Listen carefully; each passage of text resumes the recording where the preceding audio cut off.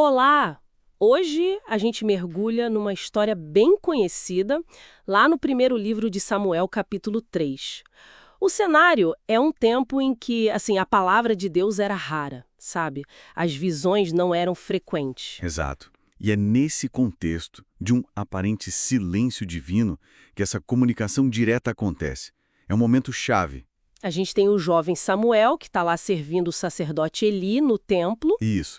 E a narrativa foca justamente em como Samuel ouve a voz de Deus pela primeira vez. Uma virada de chave importante. Tudo acontece à noite, o Eli já está deitado, a visão dele já não está boa. Samuel também está deitado ali perto da Arca da Aliança. Uhum. E aí ele ouve uma voz, Samuel. Ele levanta correndo, vai até o Eli e fala, "Tô aqui, o senhor me chamou?" Só que o Eli diz que não. E isso não acontece só uma vez, né? Não, 3 vezes.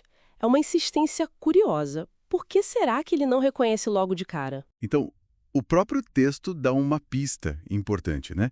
Diz lá que Samuel ainda não conhecia o Senhor. E a palavra do Senhor ainda não tinha sido manifestada para ele. Ah, verdade, faz sentido. Quer dizer, ele está no lugar certo, no templo, mas ainda falta essa experiência pessoal, direta. A inocência dele é bem clara. É interessante que é o Eli, mesmo já debilitado, quem percebe. Pois é. Na terceira vez, a ficha cai para ele. Ele entende. Opa, é Deus quem está chamando o menino. A percepção espiritual dele, apesar de tudo, ainda está ali. E aí ele orienta o Samuel, né? Fala pra ele voltar a deitar e se ouvir de novo pra responder. Fala, Senhor, porque o teu servo ouve. Exatamente.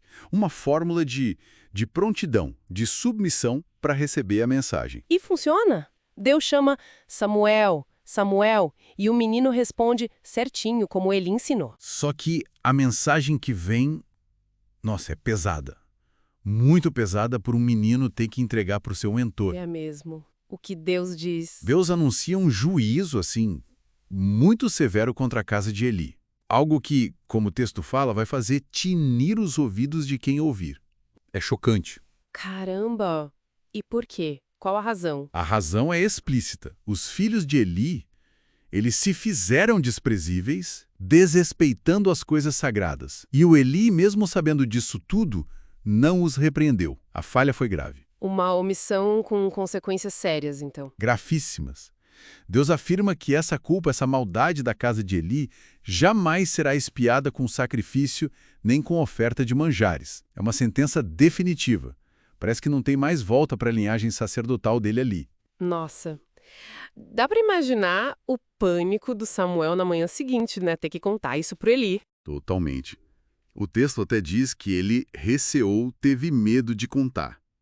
Super compreensível, mas o Eli percebe que tem algo ali. E ele insiste, né? Pede pra Samuel não esconder nada, até usa palavras fortes pra garantir que ele fale. Sim, e a coragem do Samuel em transmitir a mensagem, mesmo sendo dura e contra seu protetor, é talvez o primeiro grande ato profético dele ali. E como Eli reage quando ouve tudo? A reação dele é impressionante.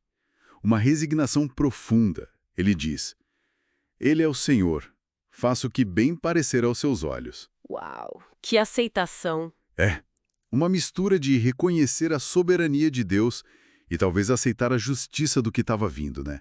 Sabendo da própria falha, ele não tenta se justificar. E a partir desse ponto, a história muda o foco pro Samuel. Como ele se firma? O texto mostra claramente. Diz que Samuel crescia e o Senhor era com ele. E um detalhe importante, nenhuma das palavras dele falhava. Ou seja, o que ele profetizava acontecia. Isso deve ter dado uma autoridade enorme para ele. Com certeza, validou ele publicamente. Todo Israel, desde Dan até Berseba, que é uma forma de dizer o país inteiro, reconheceu que ele era um profeta confirmado por Deus. E Deus continuou falando com ele ali em Siló. Então, esse capítulo é realmente um marco.